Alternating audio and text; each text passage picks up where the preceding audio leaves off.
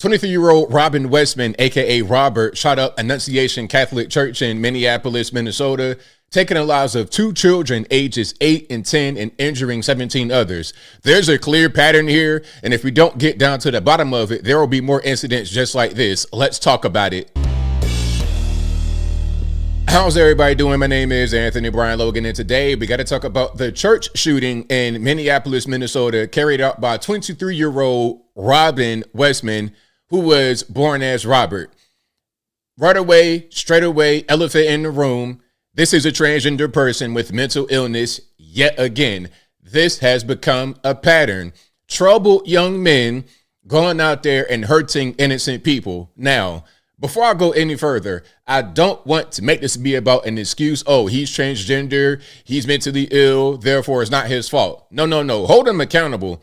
Same thing with Roger Jackson, Rampage Jackson's son. Oh, he's got an anger problem. His mom died. These are not excuses. These are reasons why these young men are in mental health crisis.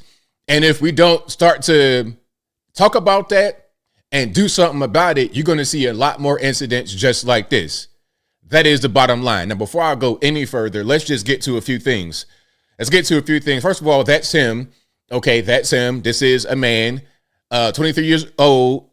That's him, Robin, a.k.a. Robert. He changed his name back in 2020. So probably right around the time he became 18, he did that, which means this had been going on for quite a long time in his youth. Where were his parents? Where were they to intervene with this obvious mental decline? I don't know. Now, we got a few of these people.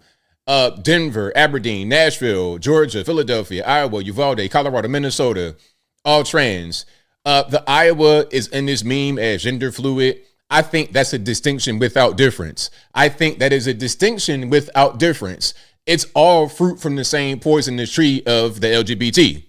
Okay, that is the reality. Now, let's get to a few things here. First of all, here's RFK talking about the drugs part, because sometimes the solution for these boys who become violent, dangerous men that we all got to deal with is put them on drugs. But that often makes the situation worse. I think we need to get away from these drugs because that is, in my humble opinion, fueling a lot of these mass shootings. Let's watch. Invented, and we're still trying to get a lot of answers to a ton of questions. But the one thing is clear: you are dealing with a person who's trans, that was transitioning. Are you going to be examining at all some of the drugs that are used in order to make that transition happening, to see if it plays a role? Because we also know there was a trans shooter in the Tennessee situation. Yeah, we are doing those kind of studies now at NIH. We're launching studies on the potential contribution of some of the SSRI drugs and some of the other psychiatric drugs that might be contributing to violence. You know, many of them on there have black box warnings that warn of suicidal ideation and homicidal ideation. So we can't exclude those as a culprit, and those are the kind of studies that we're doing. And the guy, Robin, a.k.a. Robert, he had a manifesto. I'm not going to link to it, but he had a manifesto, and he was talking about taking his own life. Okay, clearly because, again, mentally ill. And if we don't begin to address these mental issues, we'll have more incidents like this, unfortunately. Now, let's get to Jesse Waters, who really just kind of dove into this issue of the transgenderism, the mental illness, all the above. Check it out. Transgender who hates Trump's Christians and Jews shoots up kids at a Catholic school, and the media wants to take away your handgun. So how are we supposed to protect ourselves from trans shooters? Exactly. You know, that's the big thing from the left. Oh, let's have gun control. Gun control, what's that going to do? First of all, there's 400 million guns just out in the wild in the USA in the hands of private citizens. How are you going to get those back? Look, I don't have any guns. I lost them all. Y'all know where they at in the bottom of the river. I don't have any. And if I did, which I don't, but if I did, how you going to get them? I don't know where they at, so you're not going to be able to find them. you're not going to solve this issue by just trying to make law-abiding citizens more vulnerable by taking away their guns, because these criminals, these mentally ill young men especially, are still going to find ways to victimize you. So you need to have that to protect yourself. Furthermore, it's in the Constitution. We have the right to bear arms. Without our right to bear arms, America would not be America. We'd be like Australia or something like this. Shout out to Australia. But I saw what happened when they did that to y'all during COVID-19. That would not happen to American citizens. Not in that way, at least. But I digress. The media is bad at pattern recognition. We aren't. Just 2 years ago, another trans 20-something walked into a Christian school in Nashville with a rifle and shot 3 kids and 3 adults. They buried the manifesto and locked down the case. We've seen trans shootings in Colorado and in Maryland. They even shot up an ICE facility in Texas. And it seems like half of Antifa's trans. A couple of they-thems just got popped for firebombing Teslas. And you know what? That's something else I want to talk about.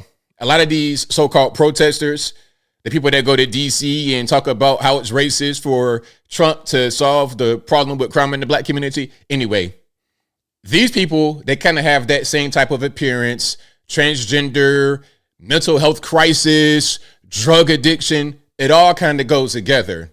And a lot of these drugs are sometimes prescribed by doctors, like the SSRIs that RFK was talking about. The mayor of Minneapolis says you can't say that. Anybody who is using this as an opportunity to villainize our trans community or any other community out there has lost their sense of common humanity. We should not be operating out of a place of hate for anyone. We should be operating from a place of love for our kids. It's not about trying to hate somebody that's transgender. It's recognizing the obvious pattern. Hey, if you have a mental illness that makes you think you are a woman when you're really a man, maybe we need to start to address that, because that mental illness does not just do that to you. It does other things to you, like make you want to go out there and hurt yourself, hurt other people, innocent people, makes you hate other people because you hate yourself on the inside. That's why we talk about this, because it needs to be addressed. There's a pattern. I don't hate anyone who thinks they're trans. I feel sorry for them. But statistically, the trans population has been prone to violence. That's not villainizing, that's reality. And if you can't recognize reality, you're in danger. We love the American people, especially American children. And if they're troubled and believe they're somehow a girl trapped in a boy's body, we want to get them help. We don't want to give them hormones and operate on them. Society shouldn't be trying to produce more trans kids. We shouldn't be encouraging an emotional disorder or whatever this is. And doctors should stop profiting from it. Great Britain ended child sex change surgeries. They said it's barbaric, and they're right. And politicians should stop elevating the trans issue like it's the civil rights struggle of the 21st century.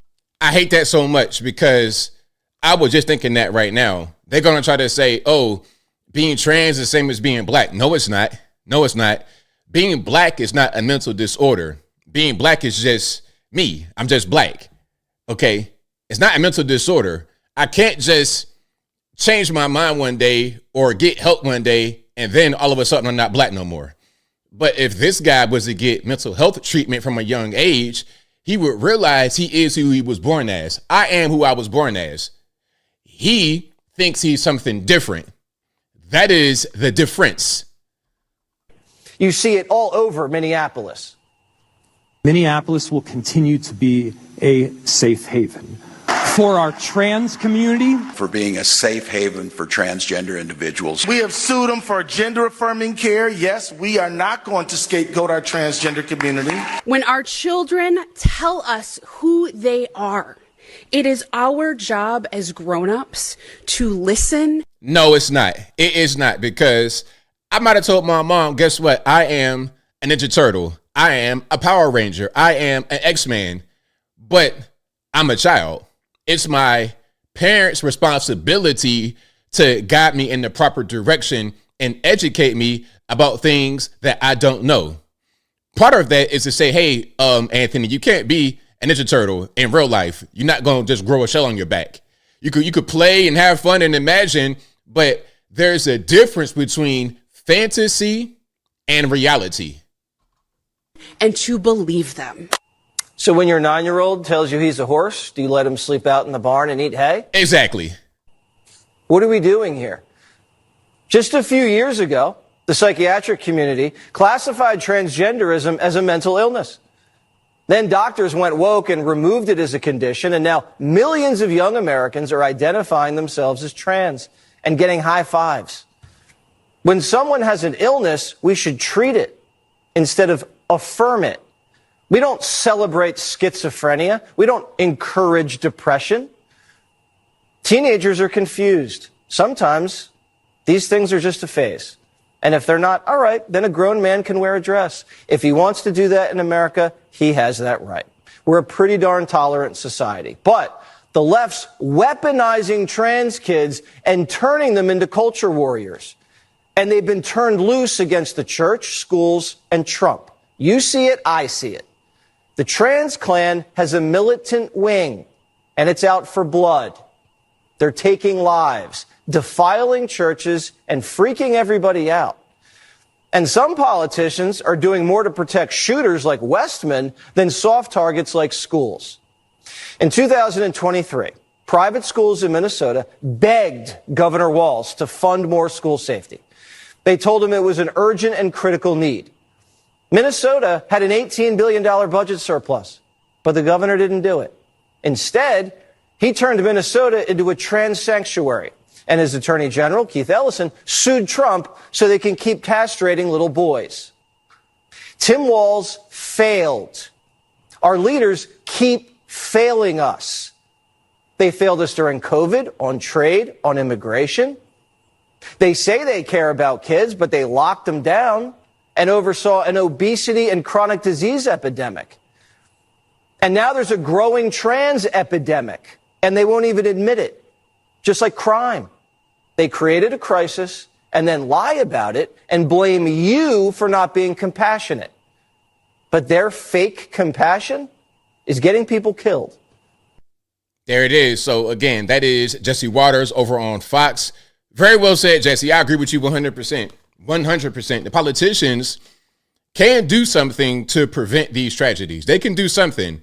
Hey, we need more security because they probably had some threats before and they're seeing things happening across the country. So they're like, look, let's get out ahead of this and let's get some more security. You got the money. You got 18 billion surplus. Now we're not going to do it. We're going to double down on the things that are going to make you be more in danger, like defunding the police, enabling the trans ideology.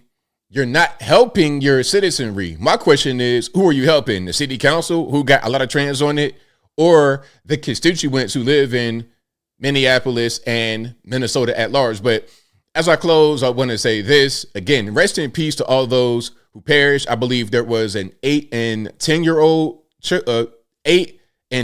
children that passed away and 17 others who were injured. May those who died rest in peace, and those who were injured, may you get well soon. And I think I'll leave that right there for now. And what say you? What's your opinion on this whole situation with the trans shooter?